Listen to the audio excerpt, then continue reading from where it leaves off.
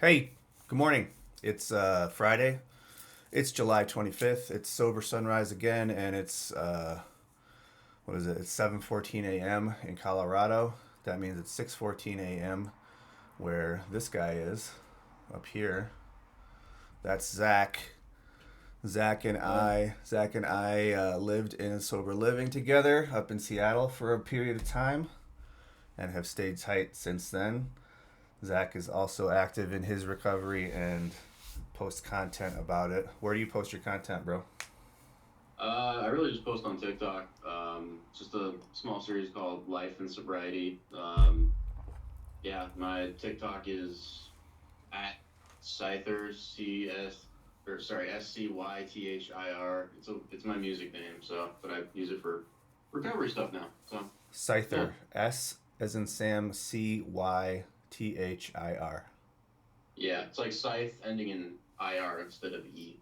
Right on. Okay, so I love your videos. You're usually driving in your car, Yeah. getting your thoughts out to the world about living your life in recovery, right?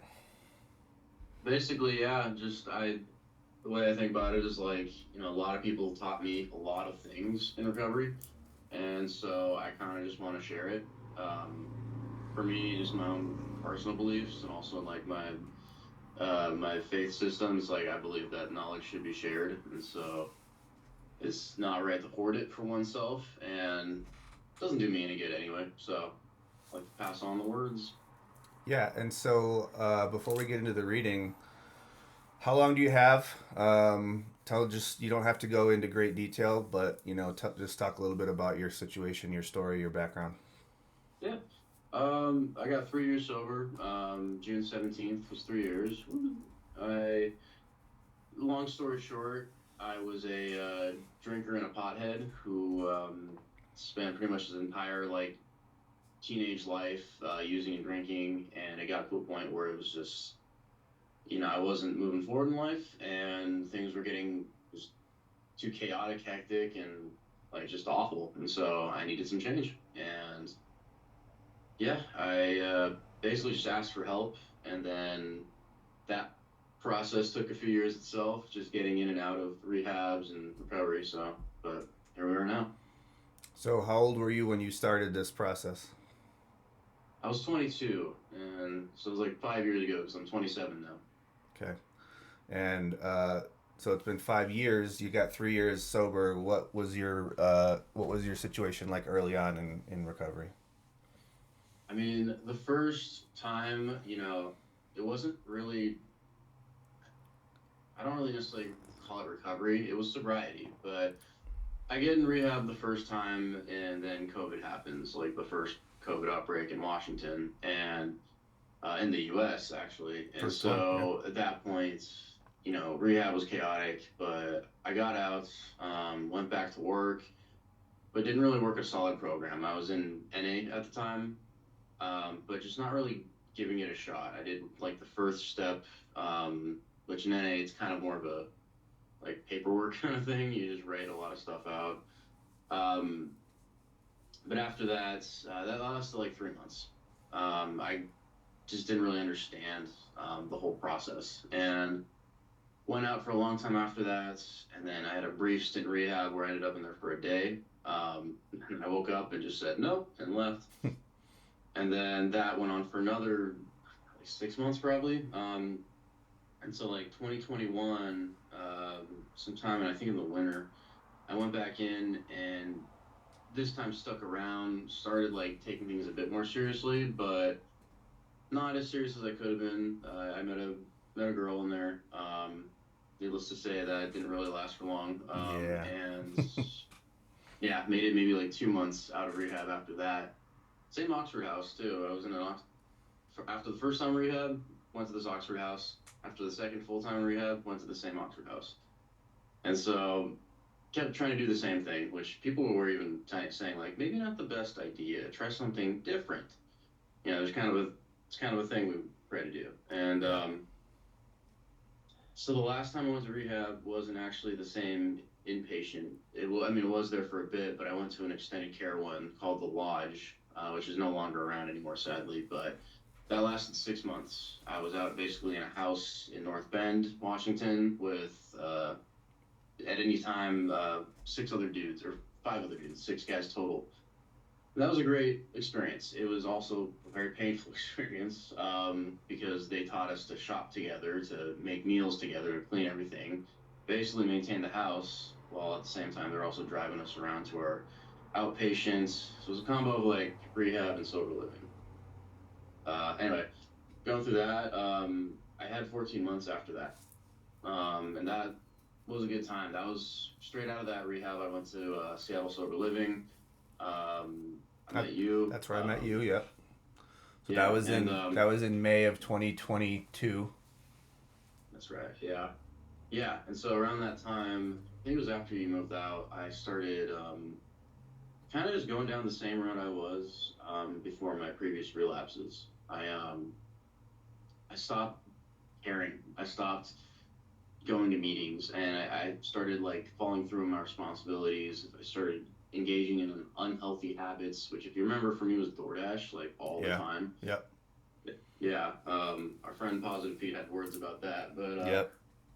yeah, and so he was right though. I mean, I was living like a slob, not caring, and I started having these like close calls where I would consider going out and using, and at that point, the relapse had really already happened. Well, yeah, I was there when you had your mini laps. So, Oh, you were yeah, okay. I was Okay. there. So I was there with you for that, and like it was cool. Like you came and you were honest, and you told everybody what happened, and then you just got right back on track, and no looking back since then, right? Basically, yeah, man. Yeah, I was out for like 2 days, man, when I actually did use, and during that time, I called Positive P. I called David, the guy who runs SSL. I called my sponsor, who fucking love my sponsor, man. He's got some crassness. So when I called him, he was just like, "Yeah, so how you doing?" I'm like, "Ah, fuck off." But pardon the language. But yeah, man. They let me come back, and at that point, I just had to take it seriously because living in my car for 2 days using was the best it could get Right. after picking up. So yeah, from then on, man, I just did my best to take suggestions, do the thing, follow through my commitments, and then be of service. And so far, it's working, man. So you Uh, finished your steps, and now you're a sponsor. Or you have been a sponsor. You are available to sponsor. Available to sponsor. I have been a sponsor too. Currently, I don't have any guys at the moment. Just trying to be of service in other ways until someone asks, after I raise my hand in a meeting. But um, yeah, I am available. So Right on. Okay. Well, I forgot to say at the beginning. Um, It's been suggested to me that I don't wait until the end of the video to say, please like and subscribe, because I always wait till the very end, and then I look at my analytics and it's like 0% of people have made it to the point where I've said, please like and subscribe. So I got to say it now. If Take a moment, hit the like button, subscribe to the channel. The whole point is that the algorithm will understand that these videos are helpful, and maybe more people will see them, and maybe we'll be able to help some more people. So that's the only reason I'm doing this. Um, and I just want to be able to be of service, like you said, and this is the way I'm choosing to do it right now. So let's get to the reading. It says, "Those who still suffer." Can you see the screen? oh, I cannot. Oh, I mean, no, I can read it to you. that's fine. Yeah. All right. So the title is "Those Who Still Suffer," and the first part says, "For us, if we neglect those who are still sick, there is unremitting danger to our own lives and sanity." And that's from the 12 and 12, page 151. I'm going to read the whole thing and then we'll go back through it, okay? So that's from the 12 and 12, page 151. This is a little bit different than what we've been seeing from the daily reflection lately. So I'm liking the change. So the next part, the writer says, um, I know the torment of drinking compulsively to quiet my nerves and my fears. I also know the pain of white-knuckled sobriety. Today I do not forget the unknown person who suffers quietly, withdrawn, and hiding in the desperate relief of drinking. I ask my higher power to give me his guidance and the courage to be willing to be his instrument to carry with me compassion and unselfish actions. Let the group continue to give me the strength to do with others what I cannot do alone. All right, so that's it.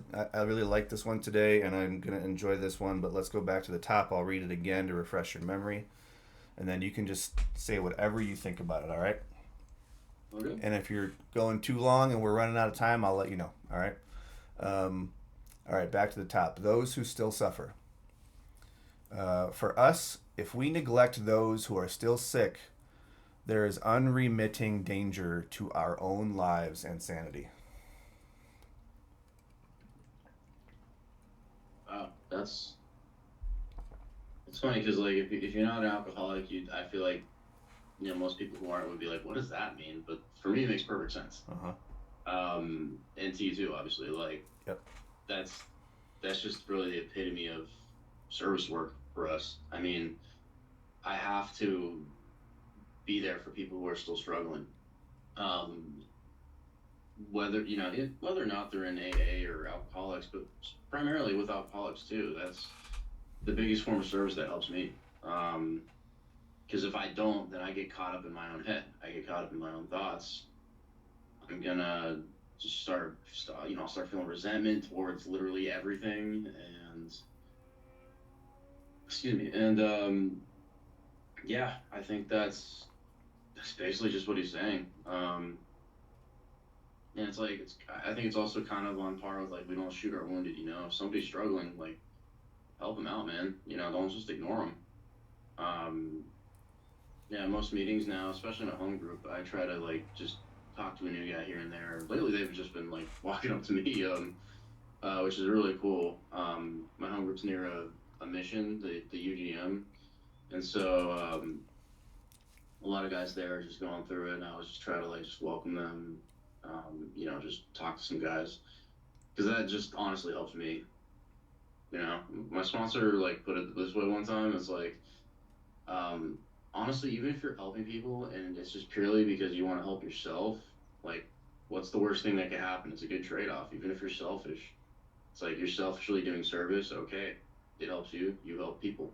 Yeah.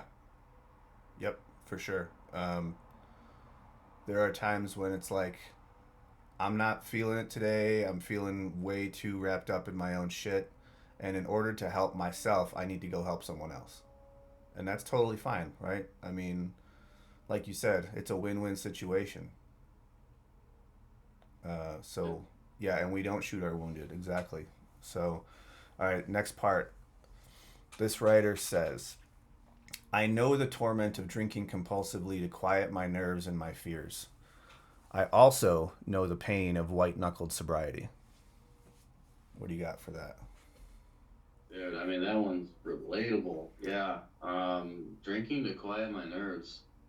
And yeah, for me it was drinking and smoking. We try to, as alcoholics, we try to change our emotions, change our how we think, because we don't want to deal with the negative stuff. We don't want to deal with the anger and depression that we feel at times. And so what do? We find our solution in alcohol or drugs.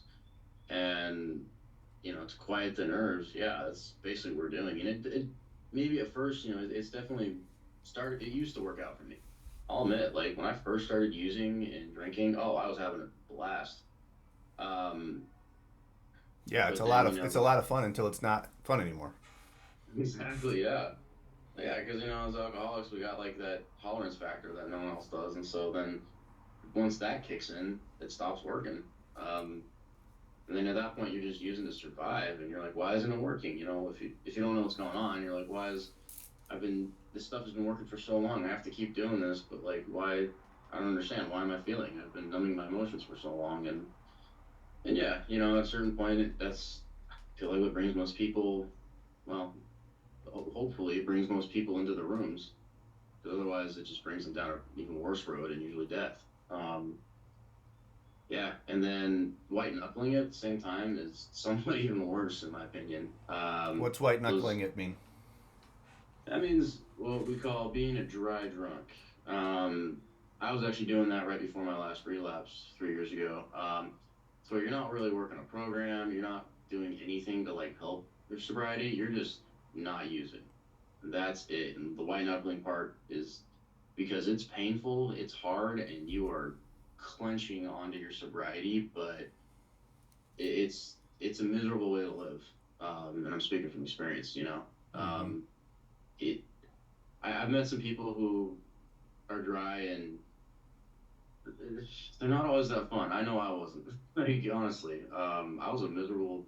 Um, I'll walk my language, but I was a miserable guy, and yeah, that's it's worse because we don't have our crutch anymore. We don't have our quote unquote first solution. You know, um, at least with the alcohol and drugs, you know, I was like doing something to numb my pain and my anger, but this is just me untreated and sick.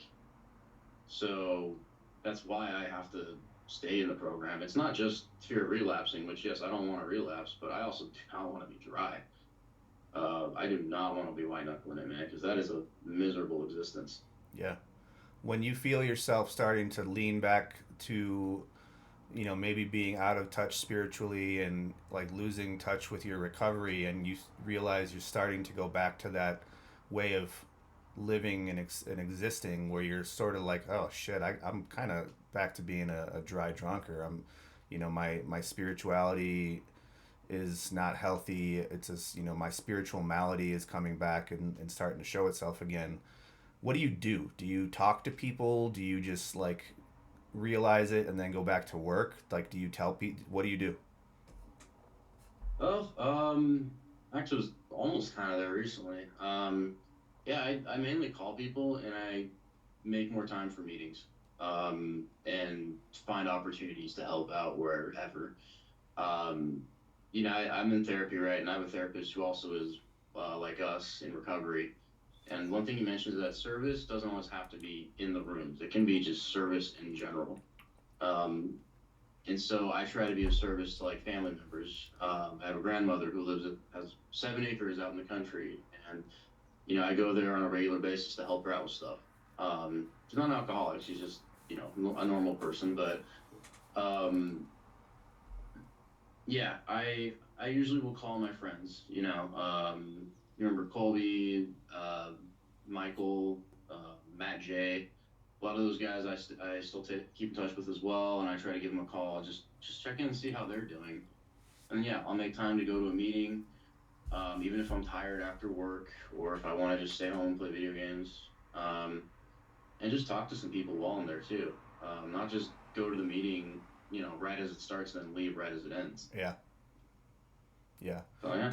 I find myself doing that here in Colorado, where I'll go to a meeting, I'll show up, and I'll just I'll sit down, and it's not like I'm avoiding people. I'm not just like staring at my phone and like not making eye contact, but I'm not reaching out. Sometimes I'm not like getting out of my comfort zone and approaching others. And then yeah, the meeting's over, we hold hands and say the prayer, and then I'm out the door. So it's like that's okay, but it's not what I need to be doing. So I try to catch myself when I do that too often and then correct. Um, all right, so next part says, today I do not forget the unknown person who suffers quietly, withdrawn and hiding in the desperate relief of drinking. Okay, that's a good one. Um, yeah, it kind of reminds me because like I was recently thinking this of how I'm a history nerd, and so I was thinking like imagine if you could see the number of people that have existed since Sumeria, the last 5,000 years that were or have succumbed to alcoholism. That number would be a lot greater than how many alcoholics there are today, admitting or not admitting it. Yeah, And that just goes to show like we've only recently just like understood it in the last maybe not even 100 years yet. 80 years. Um, yeah, and that being said, it is a disease of isolation, man. It makes people want to go isolate, be alone, and then eventually die. Um, that's the thing. Cancer doesn't do that. Tuberculosis does not do that. So it just goes to show that, like, yeah, so many people I got to keep an awareness myself that there's a lot of people out there suffering right now, especially with the stuff on the streets right now. Yeah, I mean, I see them daily, man. I live in South Seattle, dude. yeah. There's a lot of stuff going on out here, all of Seattle, really. A lot of zombies. Yeah, man. They call it the fence fold now, and yeah, it's there's a lot of people who are just they either don't want help yet or don't want help or they can't get it, because they're just not. There's a number of reasons, man, and so I feel like it's good to just keep an awareness that like that's why we say at some of the meetings when we do like the serenity prayer at the end of it, like Mm-hmm. moment of silence for the alcoholic still suffering, is because there is still a lot of people out there who are struggling with their disease, whether it's addiction to drugs, alcohol, or both. Yeah. When I first started going to meetings, and I realized that that was part of the prayer, that we're taking a moment of silence to think about and pray for the people who are out there still suffering, the ones that aren't in the room with us right now, the ones that are out there silently, like this writer says, uh, suffering silently, withdrawn and hiding in the desperate relief of drinking. That's what like that really hit me, and I was like, damn, like, yeah, I was that person, and um, I was suffering silently all by myself in my apartment. You know my story. Like I didn't. I went through a bad few months after my relapse where I didn't leave my apartment for 6 weeks, and like I was having alcohol delivered to my apartment. All this stuff. And so now when I think back on that, and I'm like, yeah, you know, thinking about the people who are out there still in the worst of it and hopeless right now, if we can send a little bit of energy out into the universe for them, maybe something will shift for them and they'll figure it out, and like have the courage to ask, excuse me, to ask for help. Um, all right, so now we're getting into the part where we're talking about higher power, and I know that you have higher powers that are a little bit different from like mainstream higher power. So let me read this part, and then I'm gonna let you talk about your higher power situation, because you've listened to my videos and you know me. I don't believe in like one God. I'm not religious. I'm spiritual, but I don't worship anything. That's just what works for me. So, I try to talk about this as much as I can for people who are out there who are like, I can't do a 12-step program because it's way too religious for me. I call bullshit on that. I'm like, you're just afraid to do the work, and maybe no one's ever explained to you that it's not that religious. Maybe you are naive to the fact that it's not a religious cult, and he'll let me explain it to you. So this next part says, I ask my higher power to give me his guidance and the courage to be willing to be his instrument, to carry within me compassion and unselfish actions. So to be willing to be his instrument, give me guidance, uh, carry with me compassion and unselfish actions. So whatever you want to say about that is fine with me. True. Yeah, so one thing with my higher power situation, I'm from a Jewish family, but I'm actually currently pagan. And that doesn't mean I just renounced my birth faith. Like I still recognize, that God as well, but I have a number of different gods, I'm polytheistic. Um, and for me, I don't know, you can call them the Norse gods, the Old English gods. Refer to them in their Old English names, but Woden, Thunor, or Odin, Thor. Um, and for me, that's just something that I chose, honestly, and that just kind of worked for me. I never really had like honestly like any like issues, really just trauma, let's just say, but like I had my own issues with just established Abrahamic faiths and stuff, and I also just didn't agree with certain things that I read in the Bible. Not to say that I'm like bashing on it. A lot of my friends obviously are Christian or Jewish or some Muslim even. And I totally respect that. But yeah, for me, I just chose the way of the ancient way, I guess. And it works for me, man. My take on like some of the prayers is it's the same concept, just kind of different wording sometimes. Like with being his instrument, the way like paganism, at least in my form, kind of works is a little different. It's more so like, what is my fate have in story with me. I believe in the three norns or the three fates. So what are they spinning in my fate right now? What's going on? Whatever the next step is, show me that, and I'll just go that path. And it's just kind of a different take on it, but like you said, man, it doesn't have to be one way or the other. It's not a religious program, and if you want it to be religion for you, that's fine.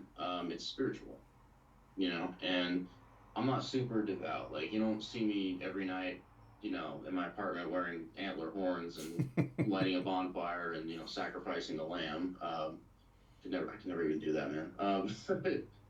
Yeah, it's just I pray when I need to. I'll make an offering here and there, and I will just when I get really flustered, frazzled, a lot of the time with how my job is now. I kind of just like take a second. I'll grab my Thor's hammer pendant that I wear all the time, although I'm actually not wearing it now. Awkward. But and I'll Doors. just like ask for guidance, like, all right, what do you want me to do? What's next? Just show me the next step. I'll do it. And yeah, that works for me.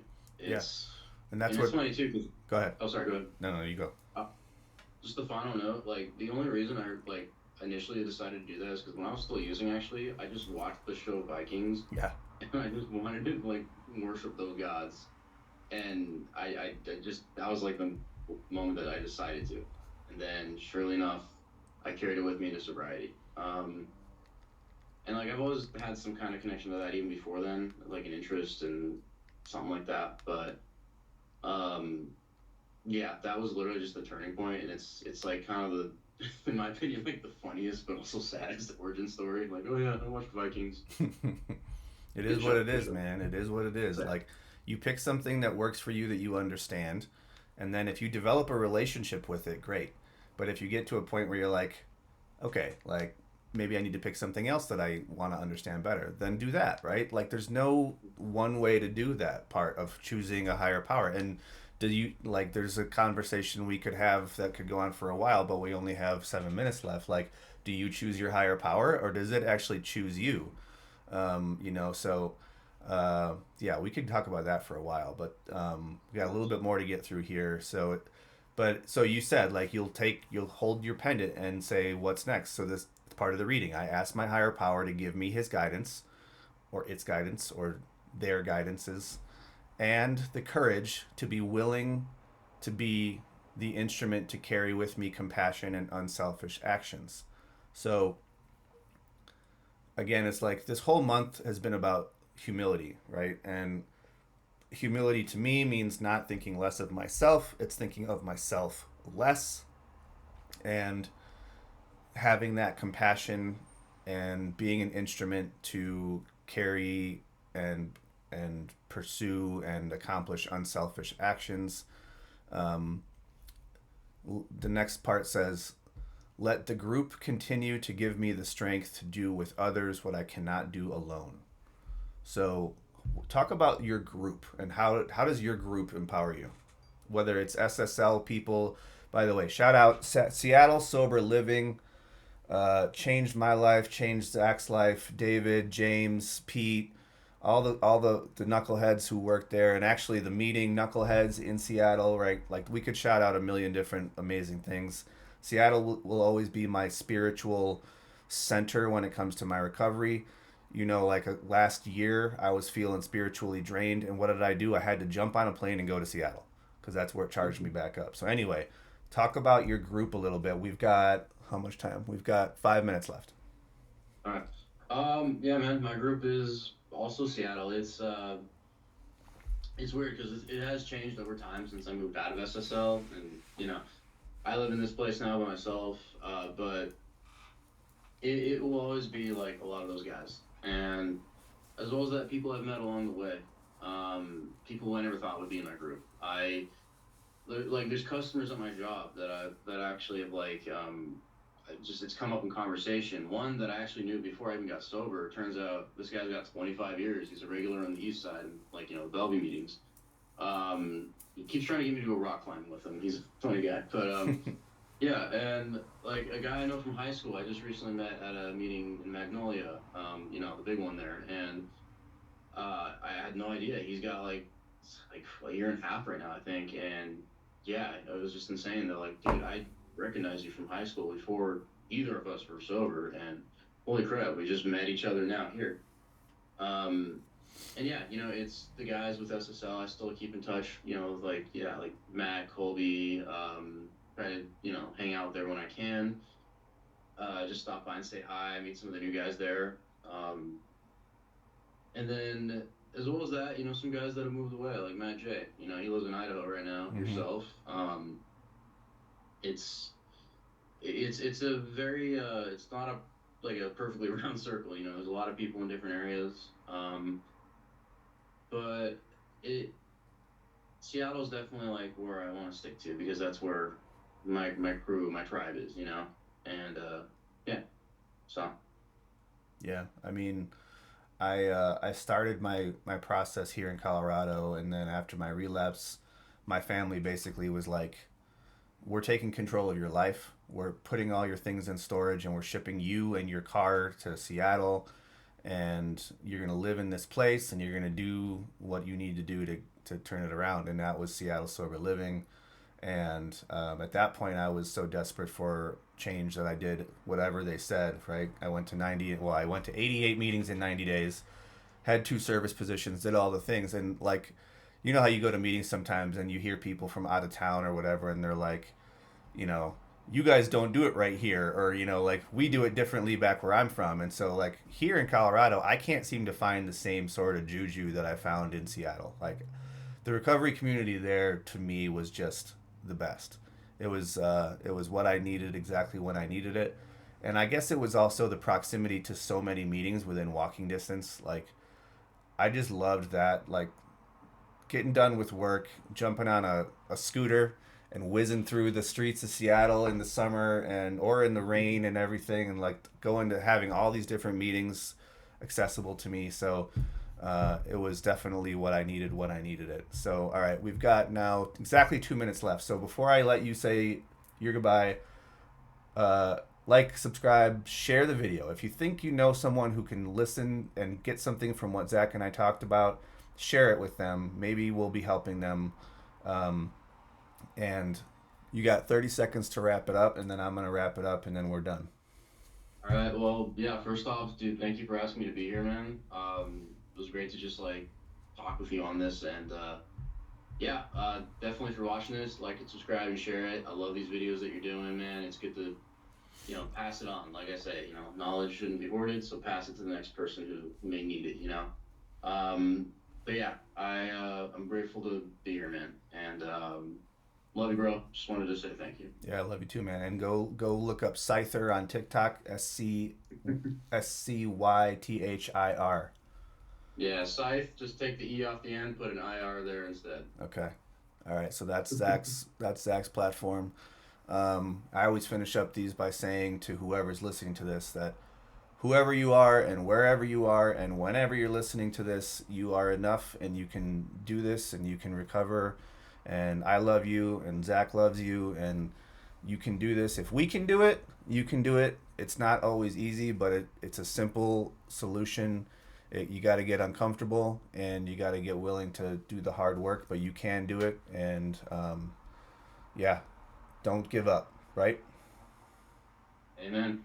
All right, brother. Love you. Love you too, man. Thank you, bro. Later, man.